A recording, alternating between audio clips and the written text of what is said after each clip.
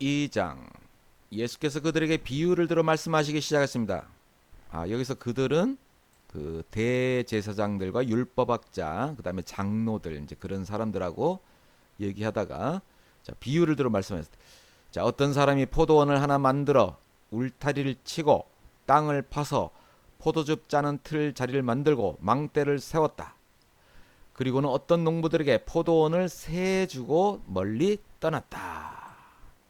수확할 때가 되자 주인은 포도원에서 난 소출 가운데 얼마를 받아오라고 농부들에게 종을 보냈어요.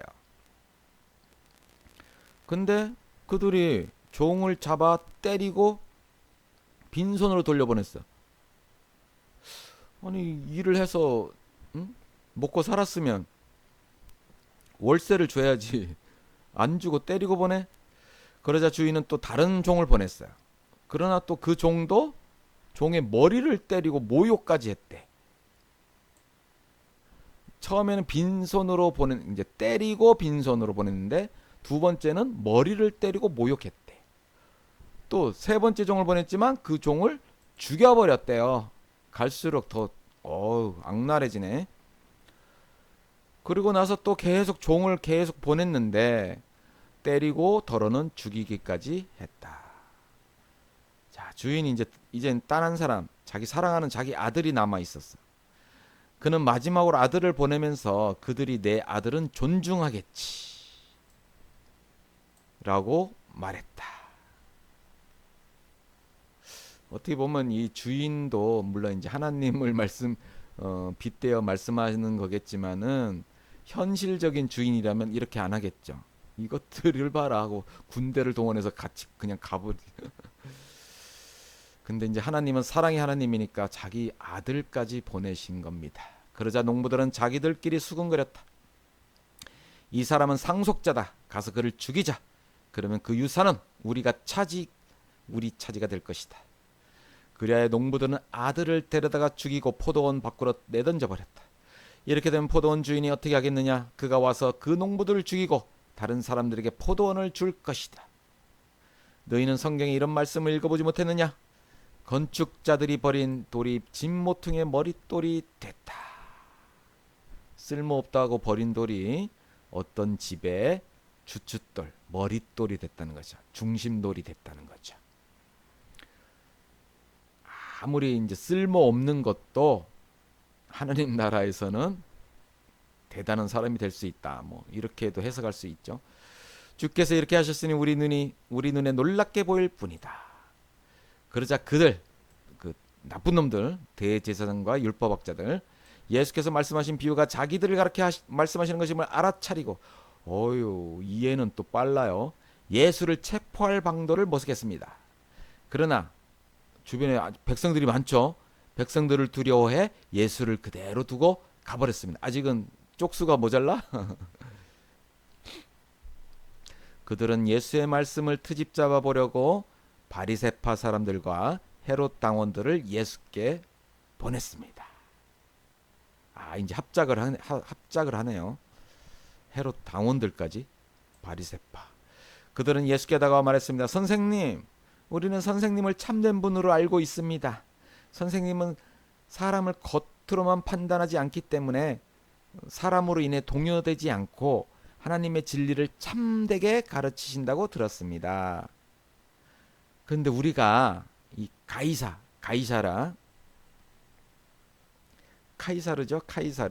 카이사르가 로마의 대단한 장군이었으니까 카이사 이제 그 자손들 이름이 다 카이사르 이름을 성을 받았죠.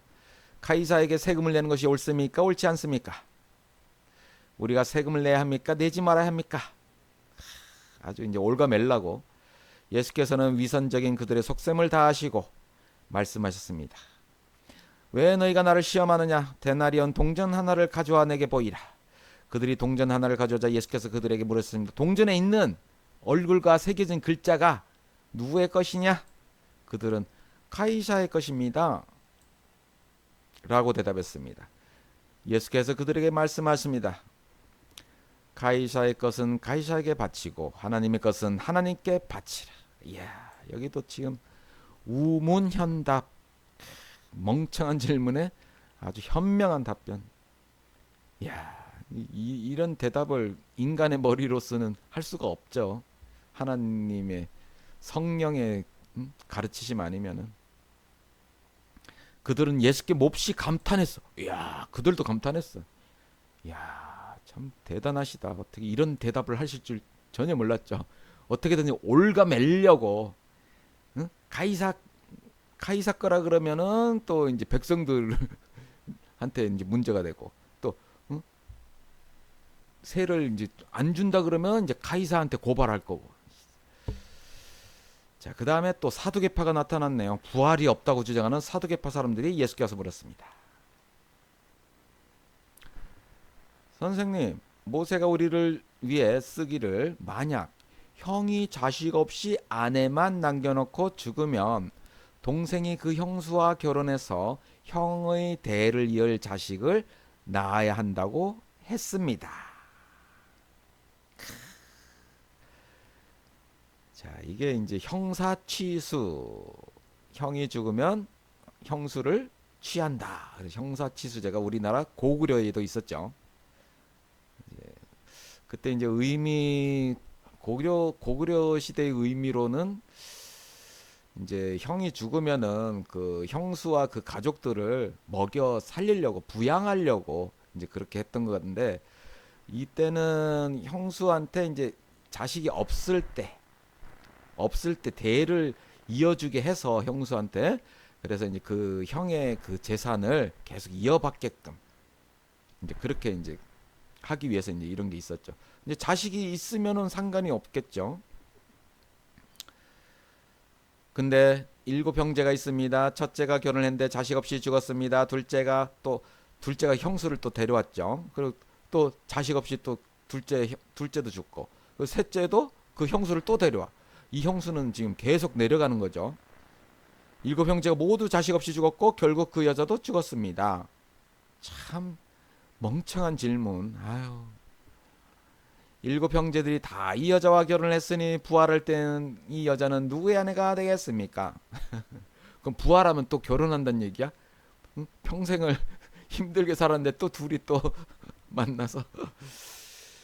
에휴, 참 진짜 멍청한 질문이죠, 이거는.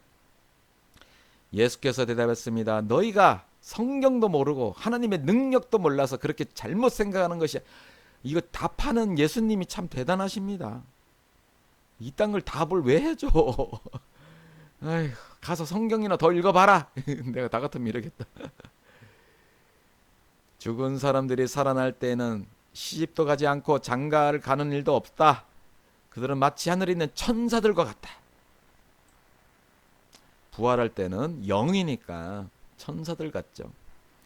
죽은 사람의 부활에 대해서는 모세의 책에 가시떨기나무가 나오는 곳에서 하나님께서 모세에게 말씀하시기를 나는 아브라함의 하나님, 이삭의 하나님, 야곱의 하나님이다 하신 것을 읽어보지 못했느냐?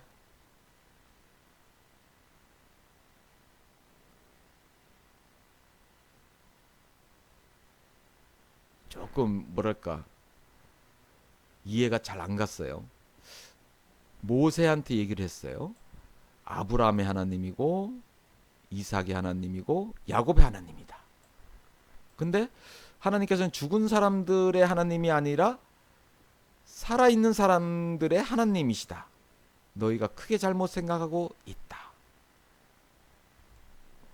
근데 모세 때 아브라함, 이삭, 야곱은 다 죽은 사람인데 살아있는 사람들의 하나님이시다. 조금 어디 또 찾아보면 나오겠죠. 여기에 대한 이제 주석이라든가.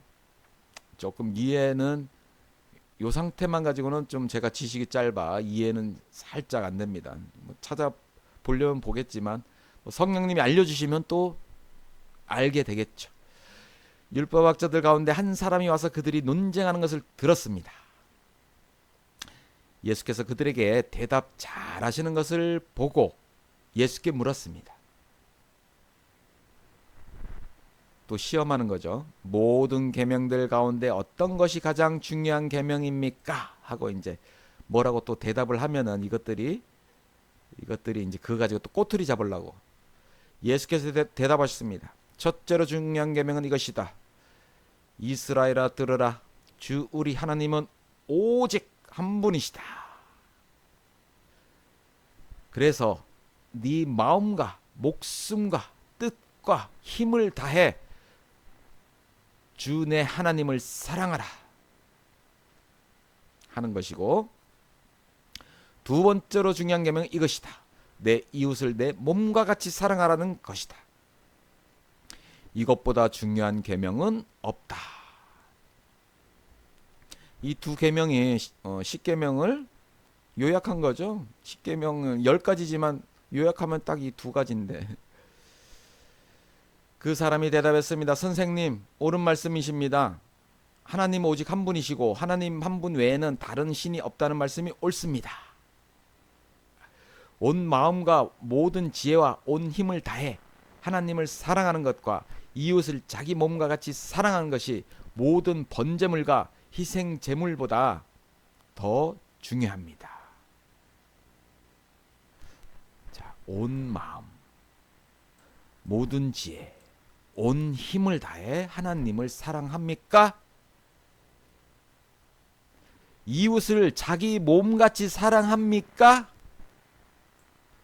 저도 아닙니다. 이런 사람 주변에 있습니까?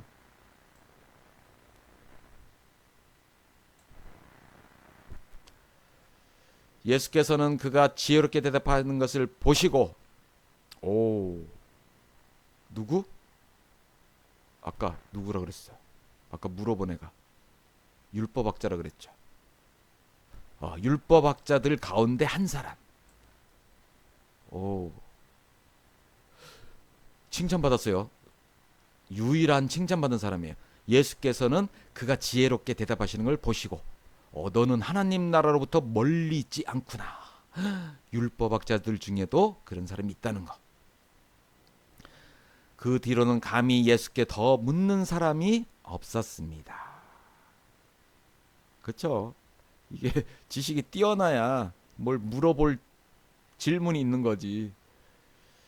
예수께서 성전에서 가르치시며 물으셨습니다. 어째서 율법학자들이 그리스도를 다윗의 자손이라고 하느냐? 다윗 자신이 성령으로 감동돼 이렇게 친히 말했다. 주께서 내 주께 말씀하셨다. 내가 내 원수들을 내 발 아래 굴복시킬 때까지 너는 내 오른편에 앉아 있어라. 시편. 그러면 다윗도 이미 성령이 감동돼 있었으니까, 이 예수님 말씀이에요. 성령은 옛날로부터 있었던 겁니다. 아담 하와 때부터 있지 않을까. 물론 마귀한테 쓰임을 당했지만은 그래도 많은 시간 930살을 살았잖아요. 계속 뭐 마귀한테 당했겠어요? 성령으로 감동된 적도 많이 있을 거예요. 다윗 자신도 그분을 주라 불렀는데 어떻게 그리스도가 다윗의 자손이 될 수 있겠느냐? 많은 사람들이 예수의 말씀을 기쁘게 들었습니다. 예수께서 가르치시며 말씀하셨습니다. 율법학자들을 조심하여라. 엄마. 자, 모든 율법학자는 아니겠죠. 이들은 긴 옷을 입고 다니기를 좋아하며 시장에서 인사받기를 좋아한다. 거드름 피우기 좋아한다. 목이 뻣뻣하고 먼저 인사해 주기를 바라는 어떤 정치인들 같은 인간들, 시장 같은 인간들. 시장의 길거리에 딱 되면 막 이제 사람들이 막 인사하죠. 아는 체하고. 왜 그런지 모르겠어. 그 시장이 뭐 자기한테 뭐 떡이라도 하나 주나? 오히려 시장이 인사를 해야지. 이제 선거 때는 이 시장이 먼저 하겠죠. 회장에서 높은 자리와 잔치에서 윗자리에 앉기를 좋아한다. 그렇지. 그들은 과부의 집을 삼키고, 왜? 대들 사람이 없으니까 남에게 보이려고 길게 기도한다. 저도 이런 경향이 좀 있는데 더 길게 저기 저쪽에 앉은 사람보다 나 더 오래 해야지 막 이런 거 하잖아요. 이것도 보이려고 100%는 아니지만 이런 사람들은 더 큰 심판을 받을 것이다.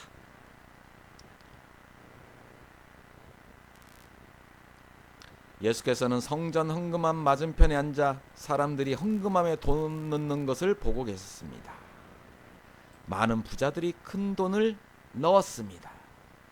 그래, 부자들은 큰 돈 넣고 가난한 사람은 작은 돈 넣는 건데, 그 요즘 교회는 왜 교회 앞에 헌금함을 딱 비치를 해놓지, 헌금 바구니 돌리는 거 참 누구 머리에서 나왔는지 그건 아니라 싶습니다. 꼭 뭐 동양합니까? 이제 뭐 누구 머리에서 누군가에게 나왔죠. 헌금을 더 걷기 위해서. 특히 우리나라 사람은 약간 유교적인 관념이 있어가지고 남한테 보이는 거 굉장히 중요하게 생각하니까 헌금함을 돌리면, 아니 헌금통을 돌리면은 안 낼 수가 없잖아요. 그럼 얼마라도 내고 그렇게 해서 걷어가지고 헌금을 더 걷기 위해서 헌금은 그냥 기쁘게 드리는, 억지로 드려봐야 그 헌금 올라가지도 않아요. 기쁘게 드려야 돼. 하나님 감사합니다. 기쁜 마음으로. 자, 그런데 가난한 과부 한 사람이 다가오더니 렙돈 동전 2개 1고드란트를 넣었습니다.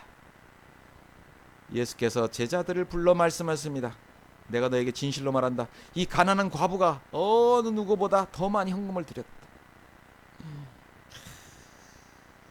퍼센트로 따졌을 때 부자는 한 0.01% 드렸지만 굉장히 많은 돈인데, 이 가난한 과부는 100% 드렸는데 엄청 조금이야. 뭐 1고드란트가 뭐 얼마인지 확실히 모르겠지만 엄청 조금이야, 일반 사람들이 봤을 때는.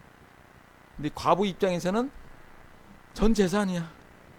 그들은 모두 풍성한 가운데 드렸지만 이 여인은 가난한 가운데 자신이 가지고 있던 모든 것, 곧 자기 생활비 전부를 드렸다.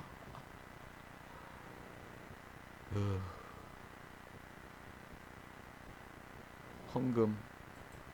그래서 요즘은 그런 교회들이 가끔씩 보여요. 여러 군데 교회를 다니다 보면은 입구 앞에 헌금함 딱 놔두는 교회들이 있어요. 굉장히 기쁘더라고.